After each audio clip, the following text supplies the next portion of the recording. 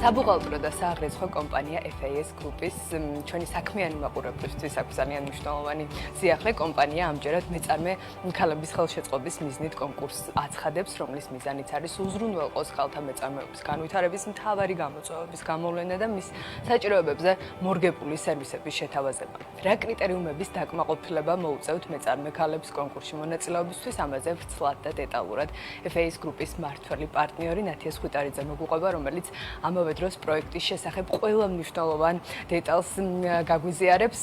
ნათია უკვე ჩვენთან ერთად არის და სხვათა შორის გეტყვით იმასაც, რომ სულ ახლახანს ის დაჯილდოვდა ევროპის ბიზნეს ასოციაციის მხრიდან ბიზნესის განვითარებაში შეტანილი წვლილისთვის და პირადად საქართველოში ევროკავშირის ელჩმა გადასცა მას ეს პრიზი. ნათია, გილოცა, აი ამ სიახლით მინდოდა რომ აუცილებლად დამეწყო გადაცემა და პრინციპში ნელ-ნელა მივყვებით კიდეც იმ არაერთ წარმატებას, რაც განსაკუთრებით ბოლო პერიოდში დაგროვდა თქვენს ანგარიშზე, მაგრამ მინდა რომ დავიწყოთ, მოდი ამ სიახლეთ, რომელიც უშუალოდ კონკურსს უკავშირდება ქალი მეწარმეებისთვის. იდეა საიდან გაჩნდა და ზოგადად ქალი მეწარმეებისთვის მრავალფეროვანი პროექტები არსებობს, ხო? ყველას რაღაცა თავის სათქმელს ამბობს, მათ შორის დონორი ორგანიზაციები იყვნენ აქტიურად ჩართული, იგივე ევროკავშირის საელჩო USAID ძალიან ხშირად აკეთებდა ამ პროექტებს და ახლა თქვენი გადმოსახედიდან რა იყო თქვენი მთავარი мотиваცია, მიზანი და რა საჭიროება დაინახეთ ამ ყველაფერში, რამდენად არის მათ შორის რაღაცა ახალი გასაკეთებელი ამ მიმართულებით. მოგესალმებით პირველ რიგში და ძალიან დიდი მადლობა ასეთი წარდგენისთვის. რაც შეეხება კონკურსს, ჩვენ აქამდეც აქტიურად ვიყავით ჩართული მცირე და საშუალო ბიზნესის მხარდაჭერა, განვითარება, სხვადასხვა პროექტს ვახორციელებდით ბევრ ორგანიზაციასთან ერთად, ასოციაციებთან ერთად. ეს იქნებოდა დაწყებული ვორქშოპებით, სპეციალური სემინარებით, დასრულებული სხვადასხვა ტიპის აქტივობებით. და ეს ჩვენი მიმდინარე პროექტიც ამის გაგრძელება, ასე ვთქვათ, რომ ქალი მეწარმეების საჭიროებები კიდევ უფრო გამოავლინოს პირველ რიგში და მათზე მორგებული სერვისების შეთავაზება შევძლოთ, ეს ერთი და მეორე მათი კონკურენტული უნარის გაზრდა და რაც თავისთავად მათ შემოსავალზე პირდაპირ პროპორციულად აისახება. აქ აუცილებლად უნდა აღინიშნოს, რომ ჩვენ არ ვართ მარტო, იდეა კი წამოვიწყეთ, ასე ვთქვათ, მაგრამ ძალიან კარგი მხარდაჭერები და მეგობრები ვიპოვეთ გზა და გზა. განსაკუთრებით უნდა აღვნიშნო, რომ ეს არის გაეროს ქალთა ორგანიზაცია, ანუ UN Women მაშინვე გვერდში დაგვიდგა და გითხრა, რომ თქვენთან ვართ. ასევე ასოციაციები, საერთაშორისო სავაჭრო პალატა, ევროპის ბიზნეს ასოციაცია, შვეიცარიული ფონდი, BPN და ასე შემდეგ. ახლა დანარჩენ ჩვენს ისეთ კარგ მეგობარ პარტნიორებზე უკვე ფართოდ მე ჩვენთან რო გამოვდებთ ინფორმაციას, ამასაც დავდებთ. ძალიან მნიშვნელოვანია, რომ ამ ნაწილში არიან ჩართულები და რაღაცა აი ამ საერთო ფონის მიუხედავად არ დაუკარგავთ სურვილი, რომ წამოყვნენ და მიიღონ მონაწილეობა ქალი მეწარმეების განვითარების პროცესში. აქამდე ჩვენ რაღაცნაირად აი ჩვენი რესურსებით რაც ყოფნი და ჩვენი რესურსი რა ორგანიზაციასაც ეყოფოდა, ვცდილობდით რომ მას გავწტომოდით, მაგრამ ეხლა ისეთი პროექტი გვინდა და გავუკეთებინე, რომ ცოტა მეტი ორგანიზაცია მოგვეცვა და რაღაცნაირად სერვისებიც უფრო მასშტაბურად შეგვეთავაზებინა ისე, რაც ნამდვილად მათი ორგანიზაციისთვის, აი ერთი კონკრეტული ფრაგმენტი კი არ იქნება დაკმაყოფილებული, კომპლექსურად მთლიანად მათი ორგანიზაციის წინ წასვლისთვის და ასე ვთქვათ, გაძლიერებისთვის სრულყოფილად მივცემთ ამის შესაძლებლობას ამ ჩვენი სერვისებით, როგორიც არის ვთქვათ, დაწყებული ბუღალტრული, ხა სუბიექტურად ვიტყვი, ბუღალტრული და ფინანსური სერვისებიდან გაგრძელებული იურიდიული მარკეტინგი, სოციმედია, აი სრულიად კომპლექტაციაში რაც შედის, რაც ბიზნეს ჭირდება, ოღონდ რა თქმა უნდა, ეს უნდა იყოს დასაბუთებული და ეს უკვე შემდეგი საფეხურია, მოთხოვნები რა არის და რა კრიტერიუმებს უნდა აკმაყოფილებდეს მეწარმე. ხო, აი ამაზე გადავიდეთ, რამდენიმე ეტაპად განხორციელდება, როგორც ვიცი, მიღება აპლიკაციების, შემდეგ იქნება, ასე ვთქვათ, გადასინჯვა თქვენი მხრიდან და აი საბოლოოდ სანამ მივალთ უშუალოდ გამარჯვებულის დაჯილდოებამდე, აი რა გზა უნდა გაიაროს, იგივე აპლიკაციის შევსებიდან, არის უმარტივესი პროცესიდან, უკვე საბოლოოდ სანამ ასე ვთქვათ ამ გზას გაივლის. და მათ შორის კრიტერიუმები ძალიან საინტერესოა და რომ აღვნიშნოთ. კი, რადგანაც ეს არის ასე ვთქვათ პირველი მსგავსი ტიპის პროექტი და ესეთი მასშტაბით ცოტა დიდი აქვს. შევეცადეთ, რომ არ ყოფილიყო ძალიან მკაცრი კრიტერიუმები დასაწყისში. აი შემდეგში უკვე ვნახავთ, ეხლა როგორი შედეგები გვექნება და რა უკავშირი მაგის მიხედვით, მაგრამ ამ წუთას ძალიან მარტივი მოთხოვნა გვაქვს. პირველი მეწარმე უნდა იყოს ქალი, აუცილებლად. მეორე, მინიმუმ 1 წელი უნდა ოპერირებდეს ბაზარზე და ყველაზე მინიმალური რაც დავაწესეთ, ეს არის 50,000 შემოსავალი მაინც უნდა უფიქსირდებოდეს. ესეც იქიდან გამომდინარე, რომ რაღაცა სტრუქტურა უკვე ჩამოყალიბებული უნდა ქონდეს, უნდა იცოდეს რა გამოწვევების წინა შედგას და ზუსტად რა შესჭირდება ჩვენი დახმარება. აი ეს უნდა დაასაბუთოს და განაცხადის ფორმაში ძალიან მარტივად არის ყველა საფეხური დაყოფილი, არ არსებობს მეწარმე, რომელსაც ამ აპლიკაციის ფორმის შევსება გაუჭირდება. რამდენად არის ინდუსტრიული თავისუფლება, თუ ხარ შეზღუდული? სრულად. არა, არანაირად სექტორული შეზღუდვა არ გვაქვს. ნებისმიერი ტიპის მეწარმეს შეუძლია მიიღოს მონაწილეობა ქალს. ამ შემთხვევაში ქალს. ხაზი უნდა გაუსვათ ამას. კი ბატონო. და როგორ უნდა წარმოაჩინოს ამ მეწარმემ თქვენთან თავი? როგორ უნდა მოიპოვოს, ასე ვთქვათ, ეს ჯილდო რა არის მთავარი, რასაც თქვენ მიაქცევთ და ვინ მიაქცევს ყურადღებას? მოდი ესეც ვთქვათ, ვინ შეაფასებს ამ ყველაფერს. რადგანაც ჩვენ აქ არ ვართ მარტო, შესაბამისად აქ იქნება ჟიური, რომელიც კომპეტენტური ჟიური, რომელიც შეაფასებს თითოეულ შემოსულ განაცხადს და განაცხადის კრიტერიუმები თვითონ ფორმაში ძალიან ისე გამოკვეთილად არის მითითებული, მაგრამ მარტივად რომ გითხრათ, უკვე რა აქვს გაკეთებული, რას აწარმოებს, რა შედეგებზია უკვე გასული და რატომ სჭირდება ის დახმარება, რაც სჭირდება, ანუ უნდა დაასაბუთოს ამ ჩვენი რესურსებით, რასაც გავიღებთ და მივცემთ, მისი ჯილდო რაც იქნება, თავის წარმადობას როგორ გაზრდის. რაღაცა ბიზნეს გეგმის მოდელია, ხო? და საგრანტო პროექტებზე, ბევრად მარტივი. ხო, როგორც შეაქვთ, ხო, პრინციპში ამ ტიპის გამოცდილება ექნებათ მეწარმეებს.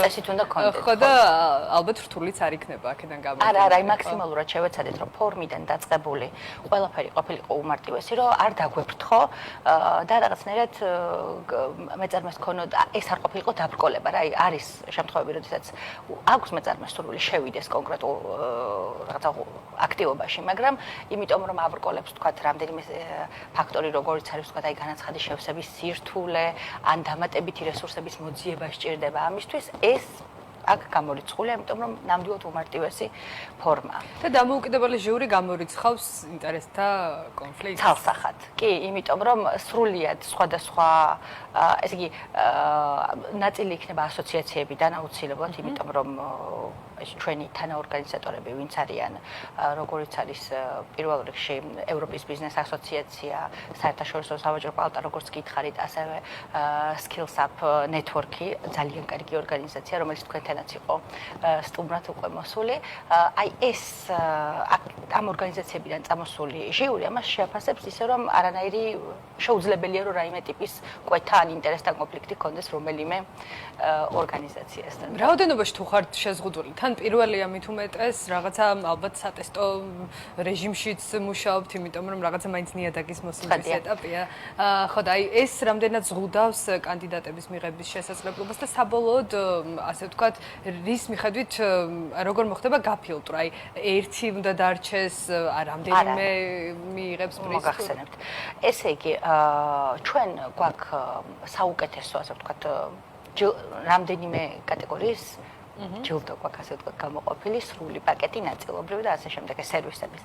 პირველი 3 გამარჯვებული, პირველ, მეორე და მესამე ადგილზე გამარჯვებული, რა თქმა უნდა, უფრო პრიორიტეტული იქნება, მაგრამ ძალიან დიდი სურვილი გვაქვს, რომ აი 10 ორგანიზაციას მაინც დავეხმაროთ ისე, რომ 3-4 თვის შემდეგ შედეგი, რომელი შედეგის გადახედვაც აუცილებლად მოხდება, ეს ჩვენი სერვისები რაში გამოიყენეს და რა შედეგზე გავიდნენ.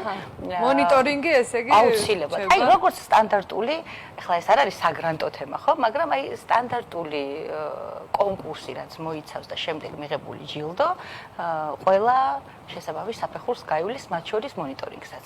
ხო, ну, ჩადებული კონტრიბუციის შესაბამისი შემდეგ აუცილებლად. და იმ კითხვაზე ვართ თუ არა შეზღუდული განაცხადების მიღებაში შეზღუდული, რა თქმა უნდა, არ ვართ. ყველას შეუძლია მიიღოს მონაწილეობა და რაც უფრო მეტი მეწარმე მიიღებს მონაწილეობას, მით უკეთესი იქნება, იმიტომ რომ ჩვენც მოგვეცემა საშუალება გავიგოთ, ვისად და რა საჭიროება აქვს და უფრო მეტად შევთავაზოთ მათზე მორგებული სერვისი და აი როგორც გითხარით, ათეული მოიაზრება, ასე ვთქვათ, და საბოლოო ფინალში ვინც გავა, ალბათ 10 ორგანიზაცია იქნება ასეთი და ნუ პირველი, მეორე და მესამე ადგილი ცხადია. დაახლოებით რა საპრიზო ფონდი არის გამოყოფილი ამ ყველაფრისთვის და მთავარი კონტრიბუტორები ვინ იქნებიან? თუ მათ შორის აი ამ ჩართულ მხარეებზე განაწილდება ეს ფინანსური კონტრიბუცია? არა, მოგახსენებთ, ანუ ჩვენ გარდა იმისა, ახლა ეს ძირითადი ორგანიზაციები რაც დავასახელეთ და მათ შორის ეს გაეროს ქალთა ორგანიზაცია და ასე შემდეგ, აუცილებლად უნდა აღინიშნოს, რომ არანაკლები მხარდაჭერით, ინტერესით და კონტრიბუციით შემოვიდნენ ცალკე ორგანიზაციების შეფესეები, სერვისის გამწევი ორგანიზაციები, პროდუქციების ესე იგი დამამზადებელი ორგანიზაციები. ეს ქართულ ბიზნესია საუბარი, მათ შორის საერთაშორისო კომპანიებს ეს ყველაფერი არის ჩვენი ძალიან თან უნდა იცოდეთ, რომ ეს მოხდა ძალიან მოკლე დროში, ანუ ამის დაორგანიზება და შესაბამისად ასეთ ჩართულობას მათ შორის ორგანიზაციებიდან გულწრფელად ასე არ ველოდით, მაგრამ მადლობა ღმერთს, აი ყველამ ესე რაღაცნაირად მხარდაჭერა გამოუცხადა ამ პროექტს, რომ ნაწილი თავისი სერვისებით შემოვა, ნაწილი თავისი პროდუქციით და საბოლოო ჯამში რაღაცა ძალიან კარგი შედეგი დაიდოსდა. აქვე მხარდაჭერებში უდიდესი მადლობა BMG-ს უნდა გადავუხადოთ, რა თქმა უნდა, რომ ჩვენი მედია ყოველთვის მედია მხარდაჭერის უგრძნობთ და ყველა სიახლეს თქვენთან ვაზიარებთ, ესე რომ მადლობა კიდევ ერთხელ. პირიქით, მადლობა, მადლობა ესეთ შეფასებისთვის. ნათია, ძალიან ბევრი ქალი მეწარმე გვიყურებს, ახლა დარწმუნებული ვარ და მინდა რომ დავუტოვოთ ანონსად დროში რამდენად არიან შეზღუდულები და რა ვადები აქვთ იმისთვის, რომ საბოლოოდ თქვენამდე მოვიდნენ. დღეს გამოცხადდება. დღეს დაიდება განცხადება ყველა პლატფორმაზე და განაცხადების მიღება იქნება შესაძლებელი 4 ივლისამდე. 4 ივლისის შემდეგ უკვე არის მეორე საფეხური, როგორც არის გადარჩევა, ფინალისტების ასე ვთქვათ, შერჩევა და ბოლო გვაქვს 18 ივლისი, სადაც კიდევ ერთხელ უკვე შერჩეულ, ასე ვთქვათ, ფინალში გადასულ ორგანიზაციებს ექნებათ შესაძლებლობა, რომ თავიანთი პროექტი კიდევ ერთხელ კარგად წარმოაჩინონ და 18 ივლისზე იქნება დაჯილდოება. აჰა, ესე იგი ცხელი ზაფხული გელოდებათ დაწერთული აქტიური და ეს იქნება FAS-ის ვებგვერდზე თუ არც Facebook თუ თქვენ უნდა მოგაკითხონ ესე იგი მათ შორის ვირტუალურ სივრცეში. კი ბატონო, ჩვენს ვებგვერდზე სოციალურ ქსელებში, ასევე ჩვენი პარტნიორების სოციალურ ქსელებში. ეხლა იმდენი ორგანიზაციაა წესით ჩართული, რომ ეს ამბავი შეუმჩნეველი ვერცერთ მეწარმეს ვერ დარჩება. კი ბატონო. ამის იმედი გვაქვს. ნათია, მოდი გადავიდეთ ამ ყველაფრის მიღმა იმ მიღწევებზე, რომელიც პრინციპში დასაწყისში დავაანონსე და რომელიც თქვენს გარშემო ერთიანდება. სულ ცოტა ხნის წინ დაბრუნდით ამერიკიდან, სადაც ძალიან ნაყოფიერი საპარტნიორო კავშირებსაც დაუდეთ სათავე, როგორც აღმოჩნდა. პირველ რიგში როგორ იყო შედეგები? მათ შორის სტარტაპისთვის, რომელიც უკვე თქვენი ბრენდის ქვეშ ჩაუშვით და ჩვენთანაც იყო ამ ყველაფრის პრეზენტაცია და გავაცანით დეტალურად ჩვენს მაყურებელს FAS აპის შესახებ ინფორმაცია. როგორ იყო იგივე სტარტაპ გრაინდიდან წამოღებული შედეგები და Select USA-დანაც ძალიან საინტერესოა ეს ორი უმნიშვნელოვანესი ღონისძიება ამ სფეროში. კი ბატონო. ძალიან გაგვიმართლა და შრომაც არ დავაკელით გამართლებასთან ერთად, რომ ამ 2-3-ზე მოვხოდრილიყავით და შედეგები ნამდვილად კარგი წამოვიღეთ, ეს ამათ შეგვიძლია ვთქვათ. ისეთი შედეგები წამოვიღეთ, რომ აქტიურად ვაგრძელებთ ამ საკითხზე მუშაობას და აი როგორც კი ხელჩასაჭიდი და ნამდვილად ისეთი დასრულებული საფეხური გვექნება, მაშინვე მოვალთ და გაგიზიარებთ ყველა ინფორმაციას. თუმცა პროცესი დაძრულია, ეს მაინც შეგვიძლია რომ ვთქვათ, აქტიურად ვმუშაობთ. ადგილობრივი ინვესტორებისგან იყო ეს ინტერესი? არა, აქ მხოლოდ ინვესტორების საკითხი არ არის, ერთი საფეხურია ინვესტორებთან მუშაობა და ამაზე აქტიურად გვაქვს კომუნიკაცია. ოღონდ იქაურ ინვესტორებზე არის საუბარი. აქაც სხვათა შორის კარგი დაინტერესება გამოიწვია და რომ დაუბრუნდით, ისე ბევრი ორგანიზაცია შეგვეხვიანა და ვნახოთ რა გამოვა. ხო, პრინციპში ამ ტიპის ბიზნესისთვის მოდი ნელ-ნელა ქართულ ბაზარზეც გადმოვიდეთ და აქაც მინდა რომ ის სიახლეები გავაცნოთ ჩვენს მაყურებელს, რომელიც დაგროვდა თქვენს ირგვლივ, მაგრამ ზოგადად აი თქვენი ტიპის ბიზნესისთვის რამდენად არის საკმარისი ქართული ბაზარი და ზოგადად როგორ ვითარდება აქ ეს ინდუსტრია, ეს მიმართულება და ასე ვთქვათ, რა შესაძლებლობები ჩნდება ამის კვალდაკვალ მიღმა იმისა, რომ ხო, ყველა ვთანხმდებით, რომ ტექნოლოგიური პროგრესი წინ მიდის და შესაბამისად ჩვენც იძულებულები ვართ, რომ ფეხი აუწყოთ. აუცილებლად. უნდა აღინიშნოს, რომ ბუღალტერია და ფინანსები ისეთია, რომ აი ყველა ქვეყანაში, ყველა ორგანიზაციისთვის საჭირო და აუცილებელია. გადამწყვეტად მნიშვნელოვანია. უბრალოდ ამას აქვს თან თავისი სირთულე, რადგანაც ჩვენ ვერ გებით ქვეყნის კანონმდებლობას და რამდენიმე ისეთი მნიშვნელოვანი ფაქტორი გვაქვს გასათვალისწინებელი, ხომ? ასე ქვეყნიდან ქვეყანაში შესვლა არ არის მარტივი და გამოწვევებთან არის დაკავშირებული. ეს ერთი, ასე ვთქვათ, შედარებით უარყოფითი რომ ვთქვათ, მაგრამ დადებითი არის ის, რომ ბუღალტერიაც და ფინანსებიც როგორც საქართველოშია საჭირო, ისეა სხვა ქვეყნებშიც, ხო? ანუ სხვა ქვეყნის ორგანიზაციებისთვის და ამიტომ ეს შესაძლებლობა არის უფრო ფართე. თუმცა იქ კორპორაციული თვალსაზრისით, მათ შორის ასე ვთქვათ, სეგმენტურად მსხვილი საშუალო მცირე ბიზნესი მათ შორის არის გაცილებით უფრო ფართო სპექტრის, ვიდრე აქ შეიძლება დაფარო, ხო? ალბათ ეს არის შესაძლებლობებში. ჩვენთვის მსხვილი ბიზნესი, რაც მოიაზრება ქართული სტანდარტით, ის მცირეშიც რიგ შემთხვევებში შეიძლება არ გავიდეს საერთაშორისო მასშტაბით, მაგრამ ეს არაფერს არ ცვლის. ნებისმიერი მცირე, საშუალო და მსხვილი ბიზნესთან ურთიერთობის შესაძლებლობა ძალიან კარგია და მივესალმებით და პირიქით ამაზე ამ მიმართულების განვითარებას ვცდილობთ საქართველოში ყოველ შემთხვევაში და მეორე საკითხი რაც არის ის რომ ვთქვათ როგორ შეიძლება ამის ბმა სხვა ქვეყნის და ჩვენ ქვეყანასთან სერვისის, ხომ? ძალიან კარგად ეს გვაძლევს საშუალებას, იმიტომ რომ ჩვენ ერთ სფეროსთან არ ვართ კავშირში, ვეხებით თითქმის ყველა სფეროს ორგანიზაციების და მათი დაკავშირებაც ძალიან კარგად ხდება ჩვენი გავლით, ასე ვთქვათ. და ხო, ამ შემთხვევაში კონკურენტული გარემო როგორც შესაძლებლობა ბიზნესისთვის და არა როგორც საფრთხე რაღაცა დაკარგვის და გაქრობის. და მეორე მიმართულება რაც არის გაციფრულება, ხომ? რასაც აუცილებლად ვერ გადავალთ და ფეხი უნდა ავუწყოთ, ესეც არავითარ შემთხვევაში საფრთხეთ არც ერთმა ჩვენი სფეროს წარმომადგენელმა არ უნდა აღიქვას, ეს უნდა გამოვიყენოთ როგორც ხელსაწყო, რომ ჩვენი რესურსები უფრო გავაფართოვოთ და უფრო მეტი ორგანიზაცია მოვიცვალთ, ასე ვთქვათ, მომსახურებისთვის. და ოპტიმიზაცია თავის მხრივ ფინანსურ კონტრიბუციასაც თავის წვლილს შემატებს, ასე ვთქვათ. ძალიან დიდი მადლობა ნათია წარმატება თქვენ და იმედი მაქვს, რომ ძალიან მალე შევძლებთ ამერიკული ამბების გაზიარება ჩვენი საქმიანი მაყურებლისთვის და რასაკვირველია ქართულ ბაზარზეც გისურვებთ ძალიან დიდ წარმატებას და სიახლეებს აუცილებლად შევაჯამებთ წლის მიწურულს, რა შედეგებით დახურავთ წელს. ნათია სხვითარიძე, FAS გრუპის მმართველი პარტნიორი იყო ჩვენთან ერთად.